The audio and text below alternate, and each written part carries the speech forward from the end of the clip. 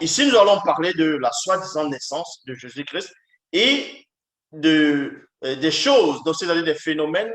Nous allons parler d'un autre personnage, illustre personnage qui a, selon l'histoire, existé, donc la personne d'Hérode le Grand. Et vous savez que quand on parle d'Hérode le Grand, selon les Bibles classiques, on vous dit que le Christ, donc Jésus, est né à la période d'Hérode le Grand, quand Hérode le Grand était roi, quand il régnait, c'est à cette période-là que Jésus-Christ est né. Et beaucoup de personnes, quand ils fêtent même les fêtes de Noël, ils vont parler d'Hérode, ils vont parler des trois mages qui sont venus à l'Orient, depuis l'Orient, pour venir adorer le petit enfant parce qu'ils ont vu son étoile qui brillait, ils sont venus adorer. Et Hérode a su cela, il a fait appel à ces trois mages, d'autres disent les rois mages, mais c'est écrit nulle part que c'était les rois mages dans les versions classiques, c'était des mages tout simplement, qui sont venus à l'Orient, de l'Orient plutôt. Bon, ils ont fait savoir au roi Hérode que le roi des Juifs va naître. Et Hérode a voulu a voulu qu'on lui dise exactement où l'enfant se trouvait. Comme ça, il va aussi aller non seulement l'adorer, rendre hommage et aussi des présents, ainsi de suite. Bon, mais la vraie histoire, c'est l'histoire de ce soi-disant Jésus et Hérode, n'a rien à voir avec les récits bibliques qu'on vous a présentés. Est-ce que vous comprenez? Donc, pour cela, on va aller dans Matthieu chapitre 2, verset 1. Il est dit, Jésus était né à Bethléem, en Judée, au temps du roi Hérode le Grand. Donc, on précise ici, il y a une précision, que cet homme-là, cette personne-là, ce personnage illustre, connu sous le nom d'Hérode, c'était Hérode le Grand. Dans d'autres, par rapport à sa biographie, par rapport à son histoire, on va vous dire que c'est Hérode le premier, Hérode le Grand le premier. Or, dans les versions classiques, dans Matthieu chapitre 2, verset 1, il est dit, Jésus étant né à Bethléem en Judée, il y a virgule ici, au temps du roi Hérode le Grand, il y a point.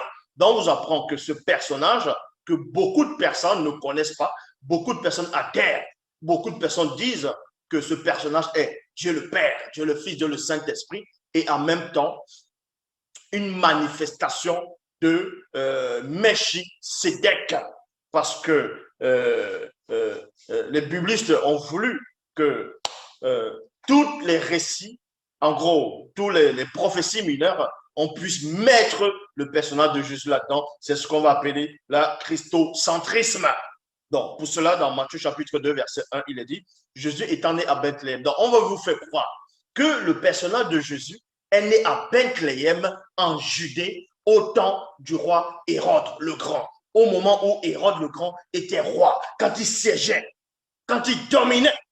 C'est à cette époque qu'on veut vous faire croire que Jésus est né. Or, voici que les mages venus de l'Orient arrivèrent à Jérusalem. Ici, quand vous allez parcourir l'histoire, la biographie de ce roi Hérode, vous allez apprendre que Hérode est né avant JC, donc avant Jésus-Christ, et il est mort avant Jésus-Christ, donc avant JC. Et c'est là que vous comprenez que Matthieu chapitre 2, verset 1 est complètement faux. Parce que quand Hérode, selon la vraie biographie d'Hérode, sa vraie histoire, ça a été démontré que quand le roi Hérode le Grand, c'est-à-dire Hérode le Grand, meurt, le personnage de Jésus-Christ n'avait pas encore été inventé. Non seulement que ce soit inventé ou ce Jésus-là n'était pas encore né. Donc, le récit de Matthieu chapitre 2, verset 1 ne tient pas. C'est tout simplement du mensonge. Ils ont trafiqué l'histoire. Ils ont pris l'histoire d'un personnage, comme ils le font d'habitude depuis des siècles, dans ce qu'eux vont appeler le Nouveau, c'est-à-dire l'Ancien Testament. Ils vont prendre l'histoire des patriarches, des matriarches, des prophètes. Ils vont changer les couleurs, les lieux de naissance, les noms, ainsi de suite. Ils vont les transporter ailleurs. Ils vont modifier l'histoire. Ils vont ramener une nouvelle histoire, dite révélée. Ils vont forcer vos ancêtres. Ils ont forcé vos ancêtres, et ils les ont frappés. Ils ont usé de tromperie, de mensonges.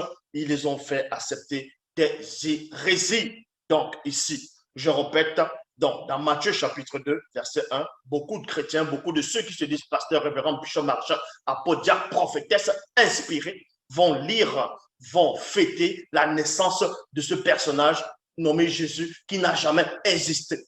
Donc, ils vont se baser sur Matthieu, chapitre 2, verset 1, que ce personnage, ce Jésus, soi-disant Yahvé, Adonai, Jéhovah, Elohim l'Éternel, s'est fait Dieu dans le visible, est venu et il est né par une femme vierge. Et on vous apprend que le soi-disant Jésus serait né à Bethléem en Judée, au temps, comme je dis tantôt, où Hérode le Grand siégeait sur le trône, où Hérode le Grand était roi, il régnait avec puissance. Bible parole de vie, il est dit, Jésus naît à Bethléem en Judée, au moment où Hérode le Grand est roi. Il y a point. Alors les mages viennent de l'Est et arrivent à Jérusalem. Donc ici, nous allons maintenant entrer dans la biographie du roi Hérode Ier. Vous pouvez taper sur plusieurs formes de moteurs de recherche. Vous pouvez aller, que ce soit dans les bibliothèques, les médiathèques. Vous pouvez vous rapprocher des historiens aussi et vérifier, faites aussi vos recherches, exactement comme Luc, dans Luc 1, 1 à 3, a fait des recherches. C'est-à-dire, il a aussi semblé bon d'avoir fait des recherches exactes sur tout ce qui est arrivé. Mais on sait que tout ça, c'est faux. Mais ici, vous devez comprendre que le personnage Hérode, selon les historiens, selon l'histoire, a véritablement existé. Il a existé, il était roi. Hérode le premier était roi. Donc, ils vont inventer un personnage nommé Jésus pour l'introduire dans l'histoire, à un moment donné, dans une partie d'histoire du roi Hérode, pour que ça puisse coïncider. Parce qu'au moment où ils vont inventer ce Jésus, au moment où ils vont inventer le personnage de ce sauveur-là, pour l'introduire dans l'histoire d'Hérode le premier, c'est parce qu'en ce moment, la grande majorité de la population n'était pas intellectuelle, ne savait pas lire, ne comprenait pas ce qui se passait. Donc, ils ont réussi à duper des personnes, ils ont réussi à duper des gens pendant des siècles, de génération en génération, mais ils ont oublié, ou bien ils n'ont pas, ils ont omis de penser qu'il y aurait des gens, d'autres personnes, d'autres civilisations qui viendront, qui seront plus éclairées que ceux qui étaient à leur époque. Quand ils ont modifié les Écritures, quand ils ont inventé, quand ils ont plagié l'histoire noire, c'est-à-dire du peuple noir. Donc, on vous apprend ici dans la biographie d'Hérode le Grand. Hérode le Grand, fils d'Antipater, est né à Absalom en 73 avant JC. Donc, quand on dit avant JC, certaines personnes se posent la question de savoir, quand on dit avant JC, ça veut dire quoi? Avant JC, donc avant Jésus-Christ. Et mort en Jéricho en 4 avant JC. Il est roi en Judée. Il est roi en Judée. Étant client de 37 avant JC à sa mort en 4 avant JC. Donc, la biographie d'Hérode le Grand vous apprend ici qu'Hérode, il est né en 73 avant Jésus-Christ et il est mort en Jéricho en 400 avant Jésus-Christ. Et c'est là où vous voyez que Matthieu chapitre 2, verset 1 est faux. Puisque dans Matthieu chapitre 2, verset 1, vous dit que Jésus est né à la période où Hérode le Grand était roi. Tandis que l'histoire, la vraie histoire d'Hérode, sa biographie, son histoire, vous démontre que Hérode est mort, Jésus n'était pas né. Donc vous voyez déjà le premier mensonge des biblistes, le premier mensonge des scribes, le premier mensonge sur la naissance de Jésus-Christ. Donc Hérode le Grand ici n'a pas connu d'enfant qu'on va nommer Jésus-Christ, ou bien Yoshua Hamashiach, ou peu importe comment vous allez le nommer. Hérode le Grand ici, selon son histoire, il n'a jamais parlé aux mages d'Orient pour leur demander, allez vérifier votre information pour que je sache que ce fils, en gros, si c'est vraiment le roi des Juifs, que j'aille l'adorer. Ils ont juste inventé une histoire pour placer ce mensonge de Jésus-Christ que beaucoup de gens adorent parce qu'ils sont ignorants de leur propre ignorance. Donc, Dans Matthieu chapitre 2, versets 14 à 15, on vous dit, Joseph se leva donc et partit dans la nuit comme l'enfant, amenant l'enfant et sa mère pour se réfugier en Égypte. Il resta là-bas jusqu'à la mort d'Hérode le Grand. Ainsi se réalise ce que le prophète a dit de la part du Seigneur, j'ai appelé mon fils à sortir d'Égypte. Donc, voici encore le mensonge. Ils vont prendre le personnage de Jésus, ils vont le calquer dans l'histoire d'Hérode le Grand. Ils vont encore prendre le même personnage de Jésus, ils vont le calquer dans une histoire inventée par des faux juifs pour faire exister ce personnage furtif, pour faire exister cette invention. Vous comprenez? Je lance le défi à quiconque de me montrer un seul document historique où il est mention de ce Jésus-Christ-là. Jésus-Christ n'a jamais existé. Il n'existe pas. Il n'existera jamais. C'est tout simplement une invention d'un personnage. C'est une invention. Est-ce que vous comprenez? Il n'a jamais existé. Il n'y a aucun document historique qui relate l'existence de ce Jésus-Christ-là. À part les hérésies qu'on retrouve dans la Bible. Donc, dans Matthieu chapitre 2, verset 14 à 15, il est dit qu'à un moment donné, Joseph s'est levé. Il est parti de nuit avec Marie et le petit enfant Jésus pour se réfugier en Égypte. Et il est resté là-bas jusqu'à la mort du roi Hérode le Grand. Or, dans la biographie d'Hérode, Hérode est né, Jésus n'était pas né. Donc, Matthieu 2, 14 à 15 est faux. Donc, si c'est faux, tout ce qui vient, tout ce dont on va parler de Jésus aussi est faux, vu que sa naissance déjà elle est faussée. La base même de c'est-à-dire la base même du christianisme est faux, n'est pas fondée, n'a pas de fondement, n'a pas de base. Mais pourquoi vous voulez croire à un soi-disant personnage qui change l'eau en vin, connu sous le nom de Jésus, qui marche sur l'eau, qui fait des miracles? On dit qu'il est le fils de David. Des gens font des débats. Alors que la base de ce personnage ne tient pas. Ça ne tient sur aucun fondement. Ça ne tient sur aucun fondement. Donc, on vous dit ici, dans Matthieu 2,15, qu'il est resté là-bas jusqu'à la mort d'Hérode le Grand. Ainsi se réalise ce que le prophète a dit de la part du Seigneur, j'ai appelé mon fils à sortir d'Égypte. Donc, on va vérifier où les auteurs de Bible actuels classiques, où l'auteur de Matthieu a récupéré cette prophétie. Ça s'appelle encore une sorte de christocentrisme. Donc, les prophéties majeures, ils vont prendre le Christ, c'est-à-dire, ils vont prendre Jésus, ils vont le centrer dans toutes les prophéties majeures. Ça s'appelle le christocentrisme. Donc, pour placer déjà ce Jésus, vous voyez?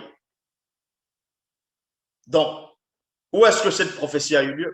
Où est-ce qu'on vous dit ici que soi-disant Yahvé, Adonai, Jéhovah, Elohim, l'Éternel, ce faux Dieu d'Israël, aurait inspiré un prophète, aurait parlé par la bouche d'un prophète dans ce qu'eux vont appeler l'ancienne alliance, l'ancien testament, la Torah, la loi.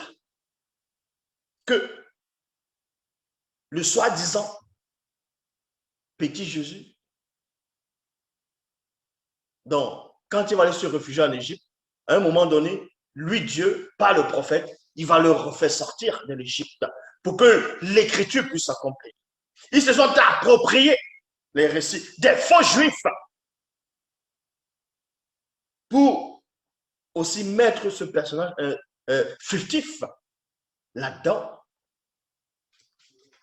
Donc ici, la prophétie se trouve où? C'est dans Osée 11, 1. Bible en français courant, il est dit, quand Israël était jeune, je me suis mis à l'aimer, dit le Seigneur. Et je l'ai appelé, lui, mon fils, à sortir d'Égypte. Donc, dans Matthieu 2,15, on vous fait croire que Jésus est allé en Égypte étant petit. Et pour que la prophétie se réalise, Dieu le fait ressortir de l'Égypte. Donc, que Jésus est le fils de Dieu, donc le fait sortir de l'Égypte. Pour que la prophétie se réalise. La prophétie qui se trouve dans Osée 11, 1. Oh, dans Osée 11, 2, dans Osée 11.1, ne fait nullement allusion à Jésus. Je lance ce défi à quiconque pourra me démontrer que Osée 11.1 parle de Jésus ici. Il ne fait pas allusion à Jésus ici. Quand Israël était jeune, virgule, je me suis mis à l'aimer, il y a virgule, dit le Seigneur. Je l'ai appelé, virgule, lui c'est qui? C'est Israël. Mon fils a sorti d'Égypte. Même la sortie d'Égypte par rapport au peuple d'Israël est faux. Ça, je l'ai démontré. Les Hébreux n'ont jamais subi l'esclavage en Égypte durant 400 ans. Ça, c'est un délire. Ça, c'est un mensonge. Donc, les auteurs de Bible actuels, c'est-à-dire de ce qu'on va appeler le Nouveau Testament, ils ont pris les récits trafiqués, mensongers, les récits, on va dire, apocryphes, des faux juifs, pour introduire Jésus là-dedans. C'est pour ça que dans la Bible, parole de vie, il est dit, le Seigneur dit, quand Israël était jeune, je l'ai aimé et je l'ai appelé, virgule, lui, c'est qui? Vous n'avez pas besoin de sortir d'Advark, vous n'avez pas besoin d'aller dans CCR, vous n'avez pas besoin d'avoir, c'est-à-dire, Bac plus 3 pour comprendre les éléments, c'est-à-dire les simples phrases. Et maintenant, il y a des Mongols qui vont dire, ah oui, mais il ne faut pas comprendre ça avec ton intelligence. Il faut comprendre ça par l'Esprit de Dieu, par l'Esprit de Yahvé, le faux Dieu. C'est tellement simple. Même un enfant de 5 ans peut comprendre ce que ça veut dire ici. Le Seigneur dit, quand Israël était jeune, virgule, je l'ai aimé. J'ai aimé qui? Israël, quand il était jeune. Et je l'ai appelé, il y a virgule, lui, virgule, mon fils a sorti d'Égypte. On appelait Israël à sortir d'Égypte et non Jésus. Dans Matthieu 2,15 est faux. Et eux, ils vont s'arrêter que sur ça. Poursuivez donc. Dans Osée 11.2, Bible parole de vie, il dit, mais ensuite, puis je l'appelais, plus il s'est éloigné de moi. Donc, vous dites ici que Yahvé Adonai, Jéhovah Elohim, l'Éternel, le faux Dieu. Il dit, plus il appelait son fils qu'il aimait, qui était en Égypte, donc qu'il a fait sortir, plus ce fils-là, qu'il a fait sortir d'Égypte, s'est éloigné de lui et allé adorer Baal. Dans ce cas, montre-moi dans le Nouveau Testament où Jésus est allé adorer Baal et j'arrête de faire des vidéos. Donc, vous voyez que vous êtes plongé dans la confusion. Vous êtes plongé dans la confusion. N'ayez pas peur. Sortez de toutes ces églises. Sortez de toutes ces sortes de religions, de soi-disant dogmes. Toutes les religions sont fausses. Je dis bien, toute forme de croyance. Quelle que soit la religion, quel que soit le dogme, quelle que soit la doctrine, vous êtes tous dans le mensonge. Vous adorez tous des faux dieux. Et c'est Satan qui est derrière. La seule version qui relate la vraie histoire du vrai Christ noir, c'est Bible, Kalatambalé, la seule version authentique. Et les faux juifs, ils regardent mes vidéos, les faux pasteurs, tous ces gens-là savent que le maître est là, le maître en face de vous. Est-ce que vous comprenez? Vous ne faites pas le poids. L'Oba, c'est encore glorifié. Bible est ressorti. Allez-y dans les éditions zoulassan.com et allez-y. Bible vous attend. C'est très important. C'est l'histoire de l'humanité. L'histoire de toute chose est contenue dans Bible. Il y a eu beaucoup de ruptures de Bible. Il y a eu beaucoup de ruptures. Mais à chaque fois, on relance, on réédite, on réédite, on réédite. Donc, récemment, il y a encore eu il y a eu une grande rupture. Mais voilà, Bible a encore été réédité pour montrer que personne ne pourra arrêter cette marche. Donc, l'Oba s'est encore glorifié.